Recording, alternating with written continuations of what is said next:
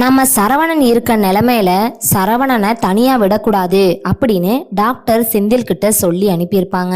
ஆனா நம்ம பாண்டியன் குடும்பத்தோட கேர்லெஸ்ஸால சரவணனுக்கு இப்படி ஒரு நிலைமை வரும்னு யாருமே எதிர்பார்த்திருக்க மாட்டாங்க. சரவணன் எல்லாரையும் நம்பி ஏமாந்து போனதுதான் மிச்சம். சரவணனுக்கு என்ன ஆச்சு, அவர் எதனால இப்படி இருக்காரு அப்படிங்கிறத ஃபுல் ஸ்டோரியில பார்க்க போறோம்.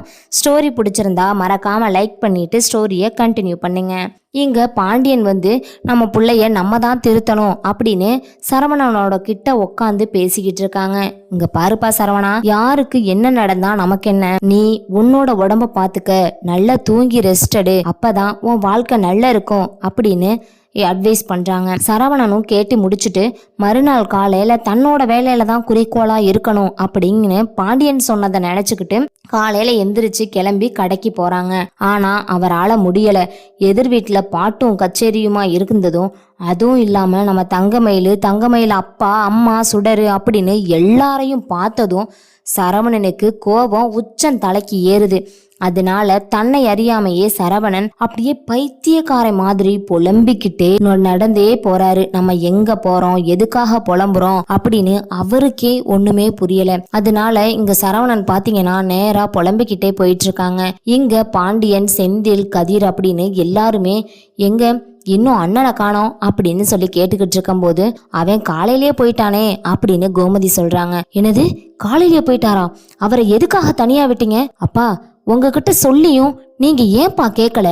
அண்ணனுக்கு ஏதாச்சும் ஒன்று ஆச்சுன்னா இப்ப என்னப்பா பண்றது அப்படிங்கிறாங்க. டே கதிரு, செந்திலு, வண்டி எடுங்கடா, அவன் எங்கன்னு சொல்லி போய் தேடுங்கடா முதல்ல அப்படிங்கிறாங்க. நம்ம கோமதிக்கு ஒண்ணுமே புரியல. ஏங்க என்ன ஆச்சுங்க, எதுக்கு வண்டி எடு அப்படி இப்படிங்கிறீங்க? சரவணன் என்ன சின்ன குழந்தையா? அதெல்லாம் வந்துருவான் அப்படின்னதும், அட கூறுகட்டவளே, அவனுக்கு இப்ப பெரிய பிரச்சனை இருக்குதுடி அப்படின்னு சொல்றாங்க. அதுக்கப்புறம் கோமதிக்கு ஒண்ணுமே புரியல. என்னங்க பிரச்சனைன்னு கேட்கும்போது, இப்போதுக்கு எதையும் சொல்ல முடியாது அப்படின்னு பாண்டியன் வேக வேகமா அவரோட வண்டி எடுத்துக்கிட்டு கிளம்பி போறாங்க. அங்க பாத்தீங்கன்னா இவங்க போறதுக்கும் முன்னாடி நம்ம சரவணன் முன்னாடி லாரி வருது, பஸ் வருது அப்படின்னு எதையுமே பார்க்காம அவர் பாட்டுக்கு குறுக்காலையும் நெருக்காலையும் போயிட்டு இருக்காரு. ஸ்ட்ரைட்டா கூட நடக்காம அங்கிட்டும் இங்கிட்டும் நடக்கமும் அதுலயே ஒரு லாரி நம்ம சரவணனை அடிச்சு தூக்கிடுது. அடிச்சு தூக்கவும் பக்கத்துல இருந்த எல்லாருமே ஓடி சரவணனை பாக்குறாங்க. அதுல ஒருத்தர், அடையப்பா, இவ யாருன்னு தெரியுதா? நம்ம பாண்டியன் புள்ள, அதனால பாண்டியனுக்கு போன் பண்ணுங்கப்பா அப்படின்னு சொல்றாங்க. உடனே நம்ம அங்க ஒருத்தர் பாண்டியனுக்கு கால் பண்றாங்க. அண்ணே, எங்கண்ணே இருக்கீங்க அப்படின்னதும், இல்லப்பா நான் கடைக்கு வந்துகிட்டு இருக்கேன். கடைக்கா? உங்க புள்ள இங்க ஒண்ணும் இல்லாம மயக்கம் போட்டு கிடக்குறாங்கண்ணே, ஆக்சிடென்ட் ஆயிடுச்சு அப்படின்னு சொல்றாங்க. நம்ம பாண்டியனுக்கு கையும் ஓடல காலும் ஓடல. அண்ணே, என்னண்ணே சொல்றீங்க? என்ன, சீக்கிரமே என் பிள்ளைய அந்த ஆம்புலன்ஸ்ல கொண்டு போய் ஹாஸ்பிட்டல்ல மட்டும் சேர்த்துருங்கண்ணே, நான் வந்துடுறேன் அப்படிங்கிறாங்க. உடனே, அப்பா ஆம்புலன்ஸ் வந்துருச்சுப்பா, நான் வேணும்னா போகட்டான் அப்படிங்கிறாங்க. என்னே போங்கண்ணே, நான் பின்னாடியே வந்துகிட்டு இருக்கேன் அப்படின்னு இங்க பாண்டியனும் போனை கட் பண்ணிட்டு நம்ம கதிருக்கும் செந்திலுக்கும் ஃபோன் பண்றாங்க. டே அண்ணன் லாரியில ஆக்சிடென்ட் ஆயிட்டானாண்டா, அதனால நீங்க நான் சொல்ற ஹாஸ்பிட்டலுக்கு வாங்க அப்படின்னு சொல்லிட்டு அங்க பிஎல் ஹாஸ்பிட்டலுக்கு வாங்கன்னு சொல்லிடுறாங்க. இங்க கதிரும் செந்திலும் வேகமா அவருக்கு முன்னாடியே போயிடுறாங்க. போனதுமே அங்க ரிசப்ஷன்ல சரவணன் யாராச்சும் உங்க அட்மிட் பண்ணிருக்காங்களா அப்படின்னதும் போய் பாக்குறாங்க. அதுல பார்த்தா அவரோட பேர் இருக்கு. ஆமா, 3rd ஃப்ளோர் போங்க, 3rd ஃப்ளோர்ல 2A இருக்காங்க அப்படின்னு சொல்றாங்க. நம்ம கோமதி அப்புறமா பாண்டியன் போய் வீட்டுல கோமதியையும் கூட்டிட்டு அங்க ஹாஸ்பிட்டலுக்கு நேரா போறாங்க. போனா அங்க டாக்டர் என்ன சொல்றாங்களோ அப்படின்னு பதட்டத்தோட, என்னாச்சு டாக்டர், எங்க அண்ணனுக்கு என்னாச்சு அப்படிங்கிறாங்க. இல்லைங்க, மூளையில ரத்தம் உறைஞ்சுக்குச்சு, அதனால இவரை ஒரு 90% தான் காப்பாற்ற முடியும், அதுக்கப்புறம் அவரோட இதுதான் அப்படிங்கிறாங்க. என்ன சொல்றீங்க? என்ன ஆப்ரேஷனாக இருந்தாலும் பரவாயில்ல, அவரை சீக்கிரமாவே பண்ணுங்க, நாங்க எவ்வளோ செலவானாலும் பரவாயில்லைன்னு நம்ம கதிரும் செந்திலும் மாத்தி மாத்தி சொல்லிக்கிட்டு இருக்காங்க. சரின்னு சொல்லிட்டு அவருக்கு ஆப்ரேஷன் பண்ணணும் அப்படின்னு நம்ம கதிர்கிட்ட இருந்த பணத்தையும் செந்தில் கிட்ட இருந்த பணத்தையும் கொண்டு பணத்தை கட்டுறாங்க. அப்ப பாண்டியன் உள்ள வராரு. என்னாச்சுடா? டே கதிர், என்னாச்சுடா அப்படின்னதும், அப்பா ஒன்றும் இல்லையாப்பா, எல்லாத்தையும் சரி பண்ணிடலாம், நீங்கள் ஒன்றும் கவலைப்படாதீங்க அப்படின்னதும் அங்கே கோமதி போய் நம்ம சரவணன் முன்னாடி அழுதுகிட்டே இருக்காங்க. என்னாச்சுடா? நீ ஏண்டா இப்போ ரொம்ப நாளாக மனசு வேதனைப்பட்டு போயிருக்க?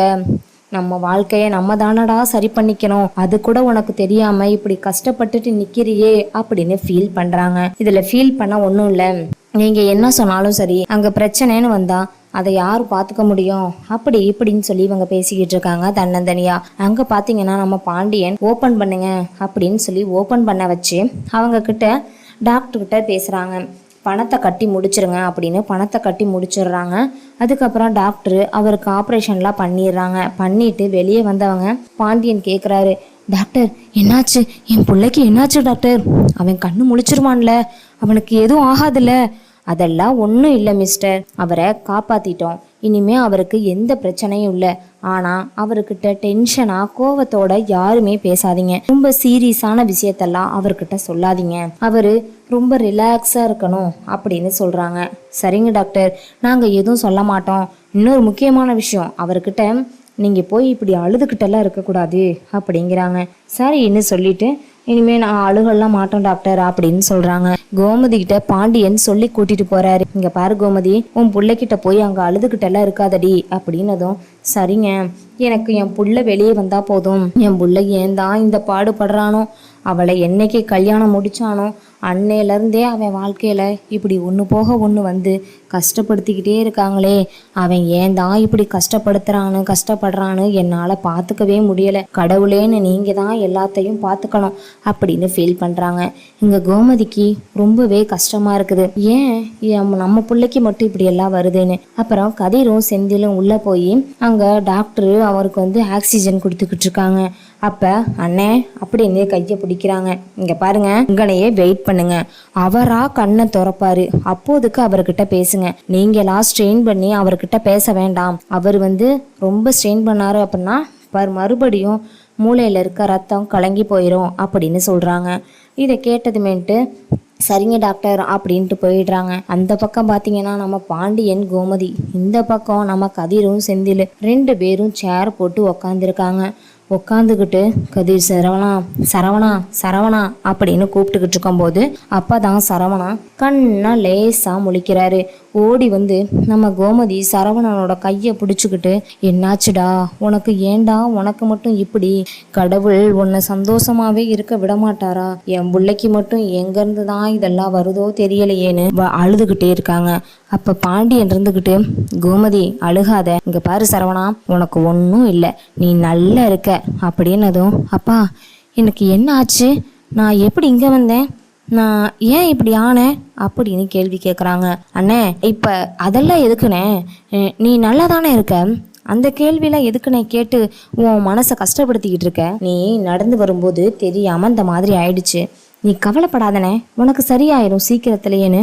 இல்லடா செந்தில், அண்ணன் எப்படி இங்கே வந்தேன், நான் வீட்டில் தானடா இருந்தேன் அப்படிங்கிறாங்க. என்னடா அன்னைக்கு இருக்காயிருவான்னு நீயே கொண்டு வந்து என்னை ஹாஸ்பிட்டலில் சேர்த்துட்டியா அப்படின்னதும், சே அப்படியெல்லாம் இல்லைண்ணே, நான் போய் உன்னை அப்படி செய்வேனா, நீ என்னோட அண்ணன், உனக்கு ஏதாச்சும் ஒன்றுனா நான் சும்மா இருந்துருவானானே அப்படிங்கிறாங்க. அப்புறம் எப்படிடா நான் வந்தேன் அப்படின்னு சரவணன் கேட்கவும் பாண்டியன் உடனே சொல்கிறாங்க, இங்கே பாரு சரவணா, இப்போ எதுக்குடா கண்டதை போட்டு யோசிச்சுக்கிட்டு இருக்கிற, அதெல்லாம் யோசிக்காத, உனக்கு ஒன்றும் ஆகலை, நீ கவலைப்படாம இருடா, உனக்கு எல்லாமே நல்ல விஷயமே நடக்கும், உனக்கான வாழ்க்கையை நான் நல்ல வாழ்க்கையை அமைச்சு தர்றேன் அப்படின்னு சொல்லிக்கிட்டு இருக்காங்க.